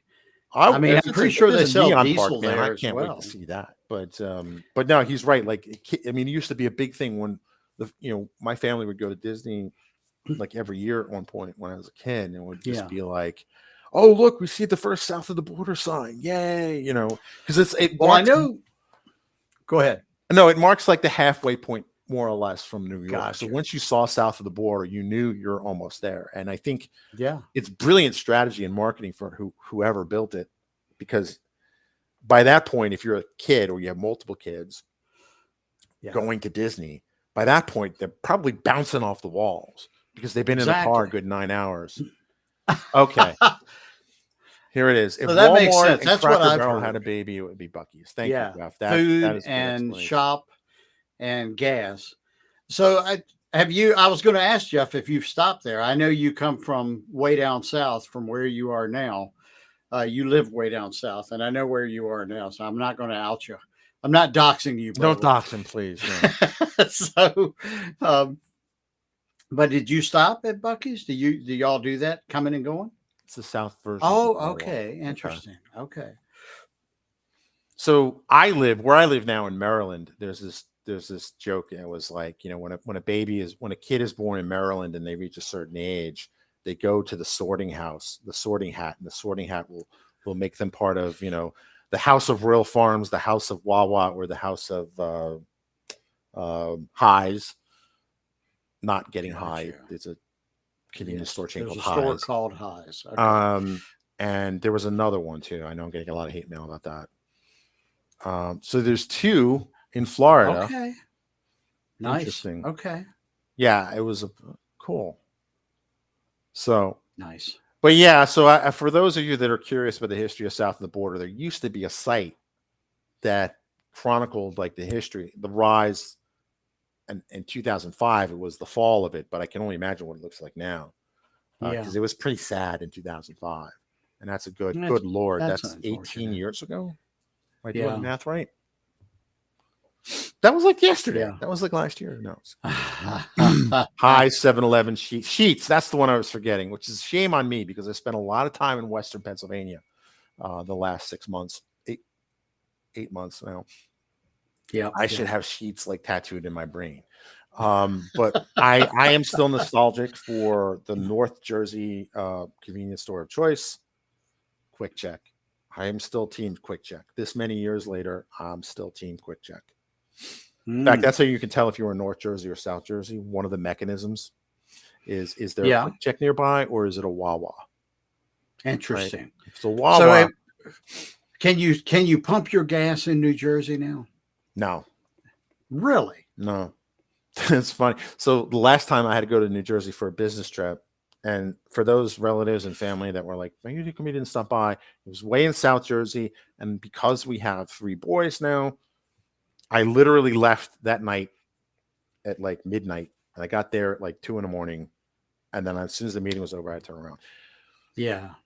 But I intentionally stopped in Delaware to pump my own gas. Pumping your own gas is a thing. Load up the tank, and then, because I have memories of being stuck on the last exit on the turnpike for like 2 hours when coming down back to Oh Richmond, I goodness. think, for Christmas.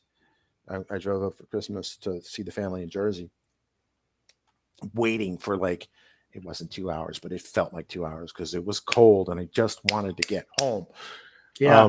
Which is funny, even funnier when you consider that one of the first of the many blog posts that have been lost to history, thanks to ClearDB, um, is a recollection of my first activities in pumping my own gas when I lived in Richmond. Because Okay. I usually, when I drove, I never left. If I did go to New York State, I'd go to the city, and I knew better to never buy gas in Manhattan because it was significantly more expensive. So I'd always Yeah. fill up in New Jersey. So, except for this one time for a friend's wedding, I ended up in Westchester County, New York. I was low on gas. I pull up, and I didn't have a phone to look at. So, I picked up something to read, and I'm waiting. I'm like, when's the dude going to come up? And then I realized I was in New York side. So part of my first like culture shock of moving to Richmond was having to pump my own gas. I'm like, I had to figure it out. So it's Oh, really funny. it's a weird thing to have. I mean, there are places that will pump your gas, and it's always odd because somebody starts walking toward you when you get out of the car. You're like, What are you doing? "What are you doing?" Yeah. Yeah. So it's funny for how far I've come to that. Now I absolutely made sure I filled up in Delaware so I could take care of that and Right. never have to stop for gas in New Jersey. There you go. So Jeff, get a shout out to Wawa. Wawa, I And love Wawa. I like Wawa too. Yeah, we have them. I'm trying to think where the closest one is. There's a rumor that there's a Wawa coming to Farmville. Oh, interesting. A rumor. One of Yeah, my cousins was so out by Lowe's. That's the rumor I heard, but who knows? yeah, they used to be more common that they would do the Exactly. Yeah, yeah. full and self serve. Yep. Yep. I do wonder with the Um, people who have kind of mobility issues, like what do they do? Like how do they manage that? Um, but yeah, yeah, I don't so know. I don't know how that would work out. Hopefully, they've got somebody with them, that could help. I imagine, but some of them if have you're buttons on traveling, them. Some of them I've noticed have buttons on them that if they have a yeah, wheelchair button on it, and presumably that would do something. maybe someone will come out and I never pump your pressed it, gas. but I But I do mean, wonder. people that are disabled and driving by themselves, I mean, they're not totally helpless. If they're doing that, they're getting Right, they out and have going to at least have places something. already. But like, I wonder, like with like, Yeah. you know, I remember when my mom moved to Maryland because she had lived in New Jersey. Like, she also experienced like the whole, oh my god, I have to pump my own gas, Right. and she did have mobility issues with her knees and Yeah. her feet. Yeah. So I mean, like, I get it. It's weird if you, like for me, the other I've way only is made the weird trip too. north. Right. Well, no, it's So when I funny. got out, somebody came over to pump my gas. I can do it. He was, Oh, no, you can't. It's against the law. God Like, help you you're if you try to. kidding They me. will freak the you know what out if you try to pump your gas. I remember I drove to New Jersey with Okay, I Jeff. grew up in Cool. Maryland. Cool. Yeah, where in Maryland? I am in Carroll County, Maryland. So on the border of Howard County and Carroll. Yep. But kind of where suburbia ends and horse country begins is a good way to describe it. Like that Well, the there's land that I'm on now. line. It's like Interstate 81 is that line that you're describing Yeah, between I'm not that far suburbia and west. horse That's country. Hagerstown.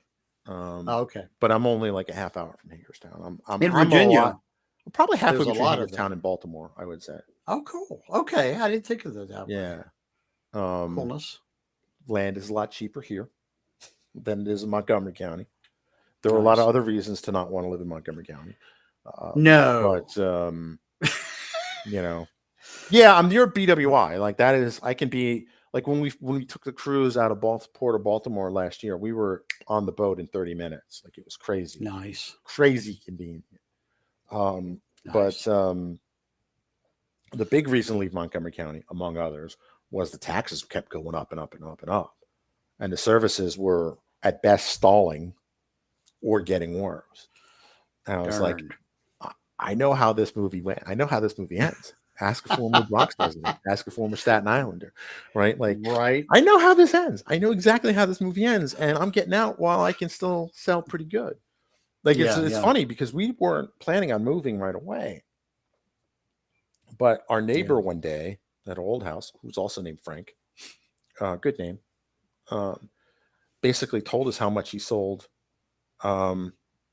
Yes, so the rain tax was statewide. I thought they canceled it, but it might be back now. So, all right, it's very. I try not to get political on this show. Is there also an oxygen tax? Don't give anyone any ideas. So the rain tax he's talking about, there might be one. So it boils down to, again, good intentions, unintended consequences. The idea is that rain runoff can pollute the Chesapeake Bay. Yes, it totally is the most ridiculous thing. What I want to know is, do I get a rebate if there's a drought? That's what I want to know. Yeah, they'll try that. Now, give me any idea. So the rain tax was this concept that the governors of states that border the Chesapeake Bay, Virginia, Delaware, Delaware technically borders it, it's the runoff, Pennsylvania, maybe West Virginia, they all got together and said, we should do something to protect the Chesapeake. Yes, we should. How about a tax on rain? Here's a thought from back when I was a kid. Mm-hmm. How about not dump tons of keepone into the James River? Oh, that's crazy talk. I know. But we can't have any fun. So they all got together and said, yeah, let's do that. Yeah, let's do that. Only one state did it. It was Maryland. Oh, right? Wow. And then because it was an election year coming up, this is they enacted a tax in early January, and by mid-February, they're like, oh, if we run with this tax on the books, our party is not going to win the election in November. So they killed the tax, and it sounds like it might be back now. But I know various counties, Montgomery County being one of them, said that's a splendid idea. Let's add that tax. Gosh. But and then New Jersey, after Hurricane Sandy, has a rain tax now because they want to be able to pay for storm management. I can kind of understand that, but I don't know if the counter argument to that, I don't live there anymore. I don't have a horse in the race. But the counter argument was, a friend of mine who lives there was like, wait, weren't my taxes already paying for storm water management? What happened to that money? Well, that's a good question. It is. But I don't live in New Jersey anymore, and I have no plans of moving back. No offense. I do miss the pizza, though. Not gonna lie. Yeah. And the bagels and the Jamaican beef patties. But other than that, yeah. So I don't know that we have the Jamaican thing covered. We've got pizzas. No. There's pizza, and then there's good pizza. So, well, I mean, I got to put in a plug for Pino's here in Farmville. They make pretty good pies. And up Jeff's going to say, yeah, Ellicott City. Yeah. I mean, I totally agree. Like Ellicott City is a special case, but the problem is that it's a river basin. It's always been a river basin. Don't build there. Don't build high density housing there. It's you have high ground. Build there. I mean, we have that. We have that all over here too as well, and it's just I want to say it's unfortunate that the land is cheaper in a flood basin. It's a combination of factors. Well, it is sad. Like, I mean, and it's like the problem is that coastal areas, beachfront property always sell for more, right? Like, and there's just people want to be by the water, but it's the housing on the mountain above that is. I mean, zoning laws exist for a reason, and they should be enforced, right? Because they take into account important things like flooding. But if you are a local official, not putting any, that's the neighboring county. Not saying anything bad about their politicians, although they should have been a lot more. What he's saying is basically that when they build all the high density house, I see what he means. Like they altered the flow of the river, and they altered the flow of the rainwater, They made a massive goof there, and they're the ones Yeah. that zoning laws exist for a reason, right? How water flows is not a secret. You don't need a quantum computer to figure out It's how not new. no, how water is going to behave and how soil is going to react with it. I mean, the Egyptians had Yes. this stuff figured out, Yeah. possibly before the pyramids, right? In fact, probably they were able to build the pyramids because they had a steady food supply. So That's what's I gotta agree. I gotta agree really? with Jeff's latest comment here because I used to live down that way near Mhm. St. Augustine, and yes, that is amazing pizza. Oh, there's so many New there. Yorkers though who live in Florida. I can see why. Yeah, that makes sense. Yeah, they would all flock to that. They would all flock. Now, although the best pizza I had in my life, and I know I'm going to get hate mail from people I know and people I don't know, was actually in Germany. Like, oh wow, there was a lot of Italian immigrants who'd come over when the Italian economy was terrible in the 70s, and they set up businesses. I mean, there was this one place in Frankfurt. I don't know if it's still around, but it was on Schweizerstrasse and my old neighborhood, Sachsenhausen in Frankfurt. That's funny. Was awesome. Oh, and these guys barely spoke German too. Like, it was great. Yeah. Like, but I see, was, Jeff, my whole plan here, and you're not helping, is I'm trying to get Frank to move to Farmville. There you go. That's what I'm trying to do. Because he can get, you can get like 10 times the house here for what you're paying. I'm down with it. We just need to get my wife to get the final approval that she can work remotely. I'll work on her. I'll get my wife to work on her. There you go. And see, yes, they can hang out. No, it's. I mean, I like Roanoke. I visited Roanoke a couple times. Yeah, it was beautiful up there. There is something to say for a state with no state income taxes. My wife was an Army brat. My wife was an Army brat, and our last house was like the longest she lived anywhere. So she was bouncing off the walls. We weren't going to move until, thanks to the pandemic, and this is before interest rates went through the roof. Our neighbor says, "Oh, I'm moving." Like, really? Like, we didn't see a sign. He goes, "Oh, Jeff's in Farmville right now." So I was trying to protect you, Jeff. I didn't want to dox you. I just saw the counter hit 2 hours. Good Lord. Oh my goodness.